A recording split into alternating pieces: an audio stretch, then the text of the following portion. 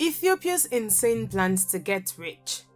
The Federal Democratic Republic of Ethiopia, a landlocked nation at the Horn of Africa, is a multi-ethnic state with over 80 different ethnic groups and is home to approximately 113.5 million people. The country was a founding member of the Organization of African Unity, the Group of 24, the Non-Aligned Movement, and the United Nations. The Pan-African Chamber of Commerce and the United Nations Economic Commission for Africa both have their headquarters in Addis Ababa, the nation's capital. Ethiopia is regarded as a developing nation and an up-and-coming power by the African Standby Force, the African Union, and the numerous international non-governmental organizations. Because of capital inflows in its developing manufacturing and agricultural sectors, it has the fastest economic growth among sub-Saharan nations. Ethiopia, however, has a low literacy rate of under 49%, a high rate of poverty, and poor respect for human rights when measured by per capita income and the Human Development Index, with agriculture accounting for 36% of the country's GDP. Before we get into the details proper, please subscribe to our channel and turn on the notification bell. Addressing structural problems. Given that Ethiopia's economy does not indeed have a number of serious structural issues, its stakeholders must concentrate on some crucial actions for the country's economic development, such as investing in public infrastructure, among other things, in the following ways. The Ethiopian government must travel to a prosperous economy alongside its people. The goal of the nation is to become a middle-income country by 2025, and economic diversification lays the groundwork for that achievement. The Ethiopian government is currently assisting workers in moving from low to high productivity industries, such as processed agricultural products and light manufacturing, in order to promote the structural transformation of the economy. By exporting textile and leather goods and diversifying into new products from European markets at both the active and global levels, it is currently strengthening its ties to global value chains and growing its industrial sector, which currently accounts for a sizable portion of its GDP. Addressing climate problems. As a result of the Ethiopian government's proactive efforts to encourage green growth, its 2011 Climate Resilience Green Economy Strategy laid out a thorough plan for addressing the effects of climate change on the nation's development. In comparison to other East African nations, the nation is focused on reducing carbon emissions in agriculture through improved crop and livestock production, forest production and restoration, promotion of renewable energy production, and adoption of modern and energy-efficient technologies in infrastructure development.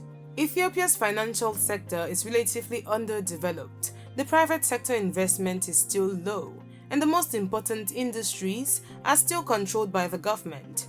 However, the private sector will contribute much more in the future due to the nation's competitive production costs, which include labor. Addressing water crisis. Enhancing water and sanitation accessibility with the implementation of a bold universal access plan by the government that aims to give 98.5% of the population access to clean water. Significant progress has been made in improving access to water and sanitation facilities in Ethiopia. The percentage of the population with access to better water sources has increased as a result of persistent effort. The Ethiopian government is attempting to increase the rate of investment in this industry in order to maintain progress made after the Universal Access Plan, which adopted the challenging target of access to better sanitation facilities for 100% of the Ethiopian population, despite difficulties caused by variable rainfall and recurrent drought. To date, efforts have been made to promote better sanitation in the nation, and since 2005, a greater percentage of the population has access to improved sanitation facilities. Along with improved access to clean water, the population's health is also greatly improving, giving people more opportunity to work and contribute to the nation's economic development. Enhancing electricity. Other government initiatives, such as the restructuring of the power sector, which resulted in the creation of 2 companies for generation and transmission of electricity, allowing for distribution, have had a significant positive impact on the populace. Currently, 53.5% of people in the country have access to electricity, up from 16% in previous years. It is clear from the foregoing that renewable energy is an important factor in Ethiopia's economic development and the reduction of poverty. Energy also serves as a catalyst for growth by making it possible for more people to access services like health and education. Indeed, having access to electricity changes lives.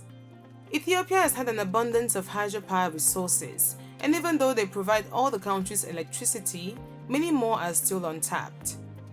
The Ethiopian government is currently building the Grand Renaissance Dam, the largest hydropower plant in Africa, with an installed capacity of 6,000 megawatts for both domestic and international use. As a result, the generation capacity in Ethiopia has increased by 3 times over the years and is about to be increased even further. The government is advancing and updating the institutional and regulatory framework along with all these important efforts. The government wants to promote ICT adoption nationwide and create competition in the ICT industry. Addressing health challenges. From 56.6 to 63 years, the Department of Health has made impressive progress. Because infectious diseases like malaria are less common, Ethiopia's life expectancy has increased above the average life expectancy of 58.2 years in low-income countries like sub-Saharan Africa. The country's infant mortality rate has decreased from 77 to 59 per 100 live births, thanks to the widespread use of insecticide-treated mosquito nets and tuberculosis treatment. Maternal mortality has also steadily decreased from 871 to 676 deaths per 100,000 live births. Although there have been improvements, neonatal mortality is still at a constant level, and maternal health in Ethiopia lags behind that of other nations. Educational system. In order to improve the quality of education by focusing support on teaching and learning, the Ethiopian government is also closely collaborating with regional authorities. The Ethiopian government has improved the coverage and quality of services by allocating 28% of public spending to the education sector. As a result, net enrollment in primary education has increased from 75% in all children in 2005 to close to 90% of children today, while the primary school completion rate has increased from 34% to 52% over the same period. Since a large portion of Ethiopia's population is under 30 years, there is a high rate of unemployment in the nation due to the youth's low levels of education and skill, with the lack of education serving as the main obstacle to finding employment and a means of subsistence. Through higher education institutions, the Ethiopian government is increasingly establishing technical and vocational training and producing capable and independent citizens. Investment in training will ultimately contribute to the improvement of Ethiopian livelihood and decrease in poverty, because these efforts will result in the transfer of technological abilities that will aid in the nation's economic and social development. Promoting ICT.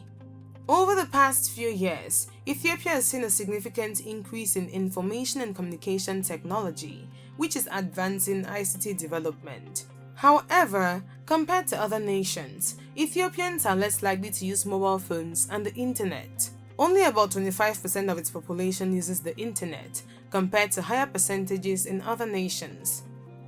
Recognizing ICT as a gateway to the financial system's transformative potential has attracted the interest of major communication companies. The Ethiopian government is increasing the rate at which it is investing in this sector. Food security. With a growing population, land fragmentation, low yields, inadequate seed production, and a persistent deficit, ensuring food security for everyone in Ethiopia is an issue, where numerous smallholder farmers are at risk from shifting rainfall patterns and deteriorating land degradation brought on by climate change.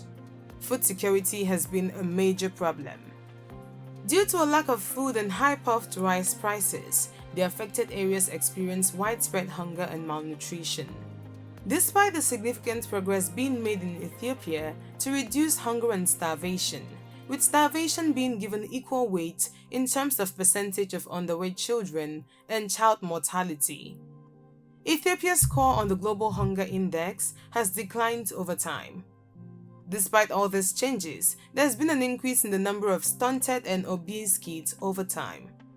As a result of the fact that millions of Ethiopians still rely on emergency food assistance, the Ethiopian government is currently investing and modernizing the agricultural industry, expanding the road system to facilitate easier access to inputs and food aid, and enhancing the availability of water and irrigation.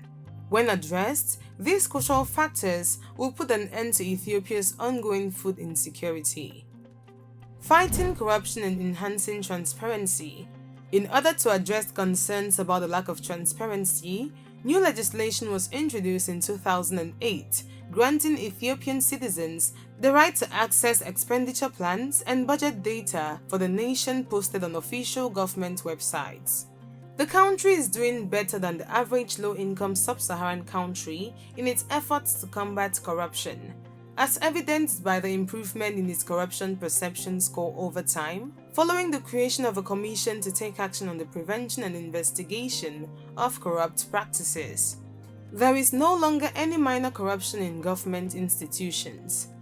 In turn, the Ethiopian government is fostering economic opportunity and human development to support the expansion of its economy in the near future. It does this by producing trustworthy statistics that help to enhance the process of formulating policy and the dialogue with civil society.